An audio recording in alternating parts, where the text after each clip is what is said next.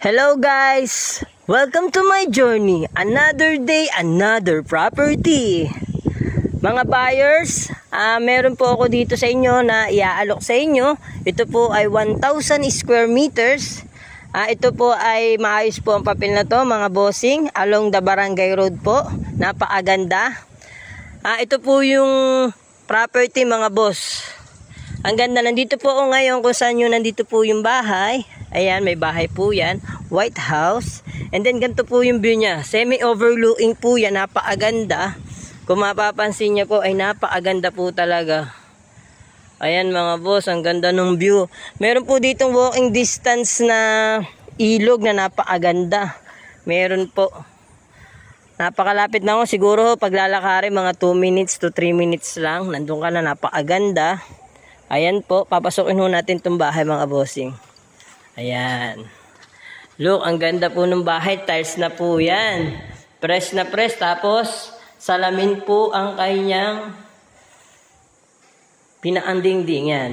Oh, ang ganda. Kaya pagkagising mo, ang ganda agad ng view mo. Ayan oh, ang ganda oh. Kung mahilig ka sa nature, ang ganda guys. And then, ito. Hindi pa ho ito tapos, pero sobrang ganda. Ayan oh. Kung dito ang kwarto mo, napakaganda. Ganyan ang view mo dito, napakaganda. And then di pa lang ho talaga to tapos mga bossing ngayon. Pinakita ko lang ho sa inyo. Pero kasama ho itong bahay na to mga bossing. Dito ata yung CR, napakaganda. Ayan po, sobrang ganda. Ang ganda dito kung magtatanim kayo ng mga prutas, ng mga gulay, ng mga flowers, sobrang ganda niya. Ang ganda-ganda nung pagkakaano nung lupa. Yan po, sobrang ganda guys. At ang kagandahan po dito, malapit lang po ito sa school. Malapit po ito sa barangay hall, sa health center, at sa tinatayo pong bagong covered court mga bossing. Napakalapit lang ho. Siguro kung lalakarin mga 2 minutes, 3 minutes lang nandun ka na. Ayan po, sobrang ganda talaga. Ito po, bababa na ho tayo. Napakaganda mga bossing.